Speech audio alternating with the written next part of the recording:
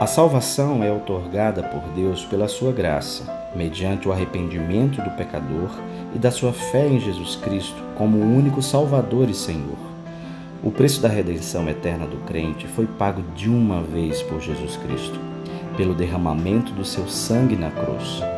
A salvação é individual e significa a redenção do homem na inteireza do seu ser.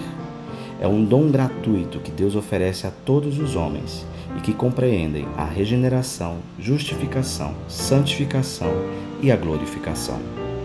Neste episódio, ouviremos o testemunho de alguns irmãos para que entendamos como se dá a conversão e a santificação do crente, bem como o papel da igreja e dos relacionamentos cristãos nesse processo.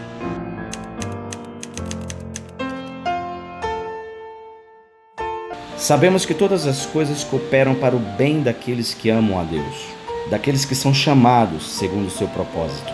Da mesma forma, Deus nos faz passar por situações difíceis para que seu poder seja manifesto em nossas vidas. A provação passa então a ser benéfica, pois nos aproxima do nosso bem maior, que é Cristo. A minha conversão, ela ocorreu no momento mais doloroso e difícil da minha vida, que foi na doença e posteriormente falecimento da minha sogra, Maria. Apesar de eu ter frequentado a CIB por muitos anos, foi de fato, né, nesse momento tão difícil, tão triste da minha vida, que realmente a conversão ocorreu, que a minha conversão ocorreu. E o que me levou a Jesus foi para poder entender um pouco mais, para poder entender o porquê que isso havia acontecido na vida dela, por que ela foi embora tão cedo, né? Por que Deus a recolheu. E foi através disso que eu tive uma paz no coração, porque apesar das saudades que nós sentimos dela, né? Eu e a família dela, apesar disso, assim, eu senti uma paz muito grande no coração por saber de que ela estava no plano superior, estava junto a Deus e sem dor, que é o principal. Então foi nesse momento que eu realmente tive a minha conversão. Meu processo de conversão foi um pouco tumultuado. Eu conheci uma jovem quando eu era da mocidade e notei algo diferente nela. E conversando com ela, perguntei o nome dela, ela disse que falou o nome dela para mim e a gente começou a conversar. E eu via que ela tinha algo diferente. E conversando com ela, ela me identificou que era crente em Jesus Cristo. Eu era um pagão. Acredito que eu era um bom pagão. E comecei o seguinte, falar com ela, a gente fazia matéria juntas lá na universidade, e o pai dela ficou sabendo que a gente estava namorando, e o pai dela percebeu que eu não era crente, e eu não era cristão. E eu tinha um sentimento religioso, mas eu não era crente na pessoa do Senhor Jesus Cristo. Eu casei com ela, eu tive um quadro de uma enfermidade, eu tive um tumor e o médico me deu 5 meses de vida. Eu fui fazer uma cirurgia em São Paulo, já tinha feito uma aqui em Goiânia. E nesse deslocamento de São Paulo, era um domingo de manhã, eu abri a mala. Num domingo de manhã, eu estava no hotel e ela tinha colocado uma Bíblia. E eu abri a Bíblia assim, de maneira não assim ocasional, e a Bíblia foi aberta no Salmo 23. E eu li esse salmo, e nesse momento eu pedi ao Senhor que, se Deus providenciasse a cura em mim, eu tornaria um crente na pessoa do Senhor Jesus Cristo. Isso aconteceu, só que tem que eu me converti, o seguinte, eu andei ainda na minha vida um período de maneira errada. Meu processo de conversão não foi algo repentino, foi um processo, entende? Cada dia mais ocorreu e eu fui tomando conhecimento quem que eu era, o que era a pessoa de Deus. Então não foi algo como o carcereiro de Filipos, que converteu a pessoa de Cristo imediatamente, como Paulo, no caminho de Damasco, em Atos capítulo 9, como em Lídia, que Deus abriu o coração dela em Atos 16, eu tive um processo que Deus trabalhou comigo. Foi um processo. E graças a Deus eu me converti à pessoa do Senhor Jesus Cristo. Eu sou um crente em Jesus Cristo. O salário do pecado é a morte, mas o dom gratuito de Deus é a vida eterna em Cristo Jesus, nosso Senhor. Por causa de nossos pecados, todos nós estávamos mortos em nossas transgressões e separados de nosso Deus. Mas Ele, graciosamente, nos reconciliou consigo por meio da morte de seu Filho Jesus, que ressuscitou dentre os mortos. É a fé na obra redentora de Cristo, gerada em nós pelo Espírito Santo, que salva. Outra coisa interessante é porque o mundo pode nos desviar, tirar a atenção. A gente pode andar segundo o curso do mundo. A gente pode ser conduzido, entende? Pela mídia, pode ser conduzido pelo rádio, pode ser conduzido pela televisão, pode ser influenciado por várias pessoas. Mas uma coisa nós devemos entender como cristãos, o seguinte, nós somos peregrinos. A nossa cidade não é, a nossa habitação não é a terra, entendeu? Como Paulo disse lá em Filipenses 3:20, a nossa cidadania está no céu, onde nós aguardamos o nosso Senhor Salvador Jesus Cristo. Então é o seguinte, o que nós devemos entender é que as coisas desse mundo, não é que a gente vai fugir do mundo, é que as coisas desse mundo são passageiras. É como Paulo diz, que as coisas que se veem, são passageiras, mas que não se veem são eternas. O cristão, ele tem que ser um cidadão, que ele tem que estar andando aqui, mas ele tem que estar pensando na cidade dele, no céu. Ele tem que caminhar, porque o nosso destino, nós somos peregrinos da eternidade. O nosso rumo é Jesus Cristo, é a morada. Jesus fala, eu vou preparar lugar. Na casa do meu pai há muitas moradas. Então a gente tem que entender isso. Ao levantar todo dia de manhã, a gente tem que ter esse pensamento, eu sou um filho de Deus, Deus é meu pai, e eu tenho um irmão que é Jesus Cristo, e eu tenho uma pessoa que me guia, o Espírito Santo, como Paulo diz em Romanos 8,14, que todos que são guiados pelo Espírito de Deus, são filhos de Deus. Não podemos ser guiados pelo mundo, devemos ser guiados pelo Pai, pelo Filho, pelo Espírito Santo. Arrependimento e fé são os frutos de uma verdadeira conversão e são manifestos publicamente pela profissão de fé, seguido pelo batismo. Bom, é uma ordem, ser luz do mundo. Jesus disse assim, eu sou a luz do mundo, quem me segue não andará em trevas, pelo contrário, terá a luz da vida. E ele disse também, vós sois.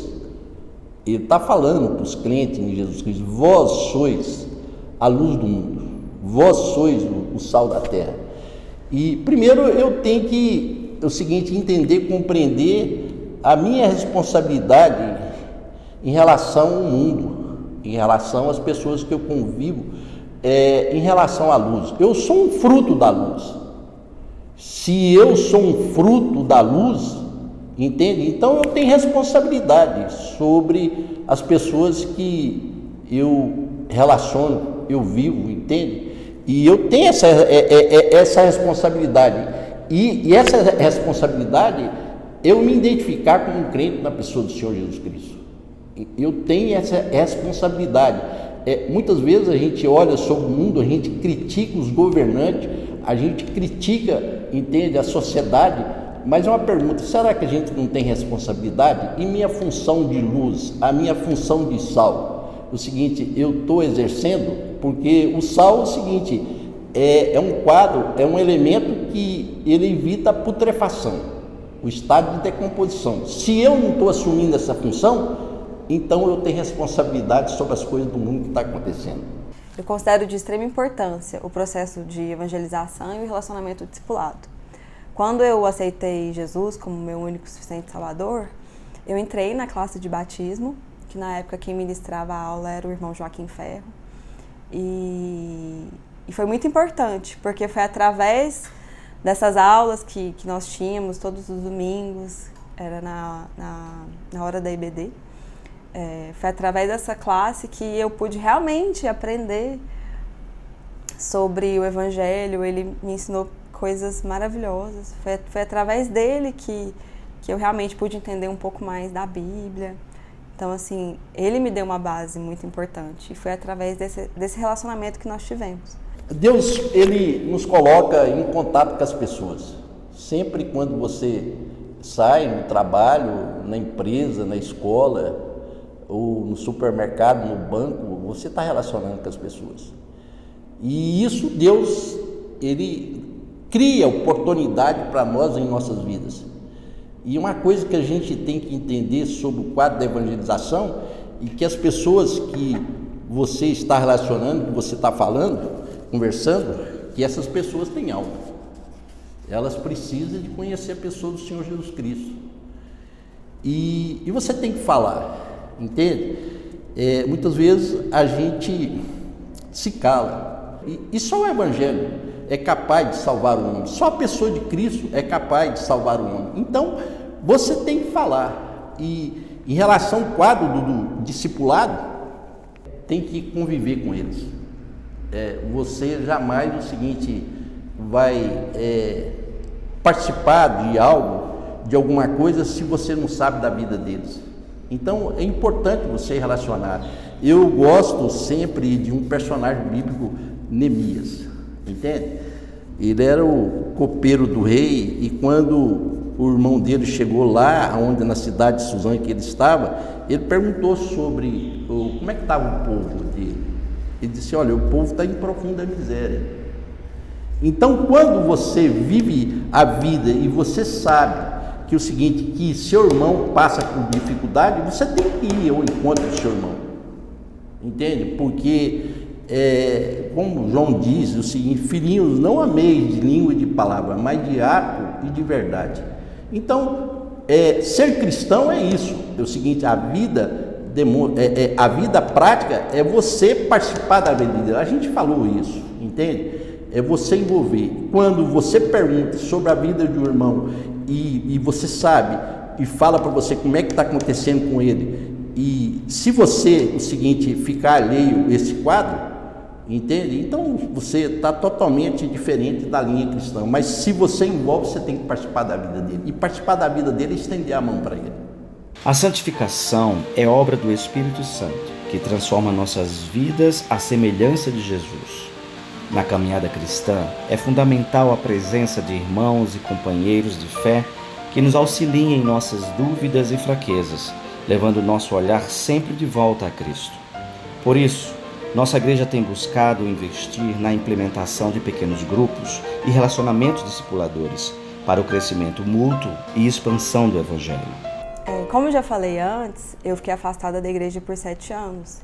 E provavelmente, se naquela época existisse o pequeno grupo de adolescentes, de jovens, que eu vejo que na igreja eles são bem unidos, eles se apoiam, tem uma rede de apoio bem bacana, provavelmente eu não teria me afastado.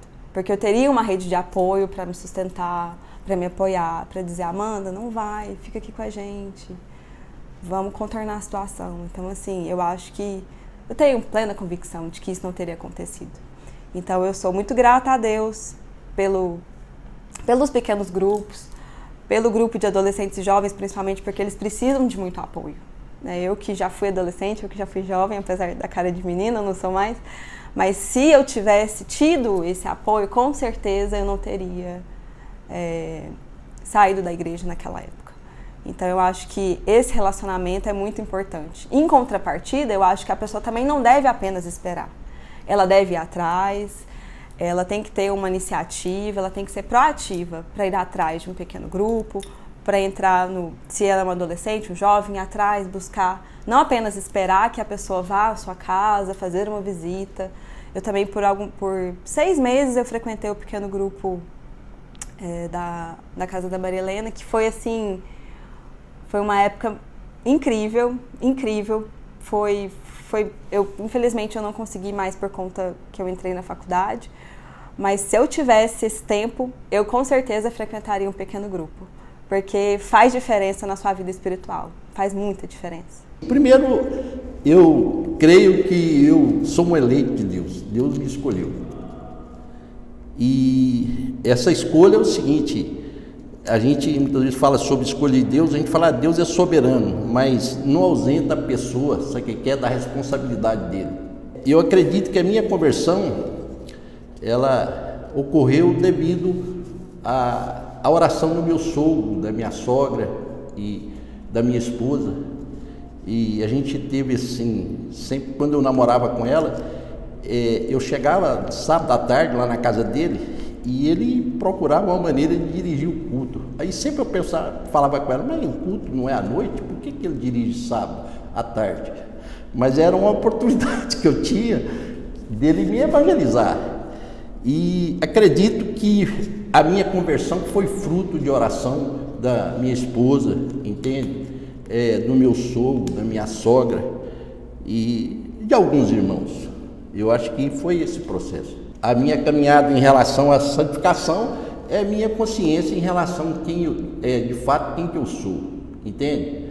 Porque quando você olha a Escritura,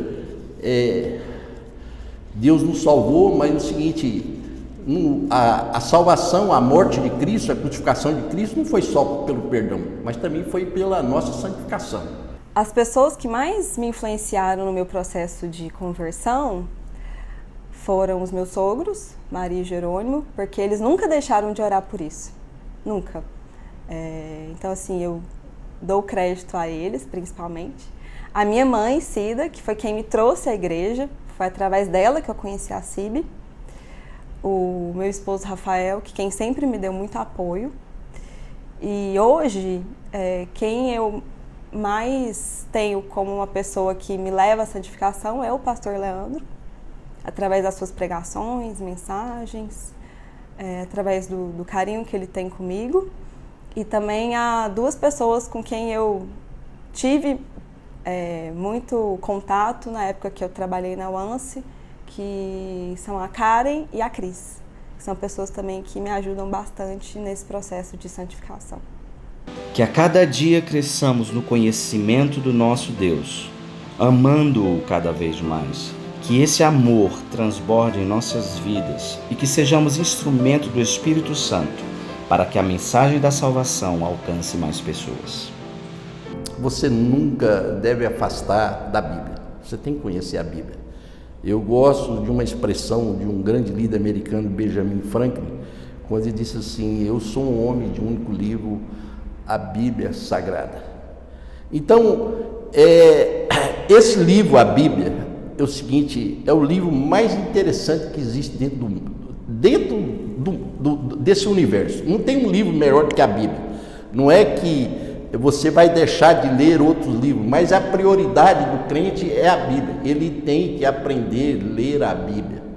É o seguinte, ele tem que aprender porque como que ele, o seguinte, vai testemunhar, como ele vai evangelizar, que quando ele chega diante das pessoas, é o seguinte, ele não tem um conteúdo, aliás, enquanto é igual uma lata vazia, a lata tem que estar cheia.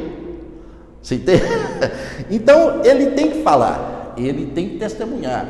E como Paulo diz, lá em Gálatas 1:8, olha, ele falando aos Gálatas, olha, se algum anjo do céu descer e falar para vocês sobre outro evangelho, que não for o evangelho que eu falei para vocês, que esse evangelho seja nada. Então, o que é mais importante na nossa vida é o seguinte, é conhecer as Escrituras. E a mensagem que eu dou para as pessoas é que se você tiver algum problema, estiver passando por alguma dificuldade, converse com as pessoas, com os irmãos, busque ajuda, não se sinta só. Tenho plena certeza que todos estamos aqui um para os outros, né? Então, assim, que você não fique sozinho na sua dor, na sua tristeza. Procure ajuda. Porque eu tenho certeza de que através dessas pessoas Deus vai trabalhar na sua vida. Acompanhe um pouco mais sobre a história de nossa igreja nos próximos capítulos desse documentário, disponível em nosso canal no YouTube.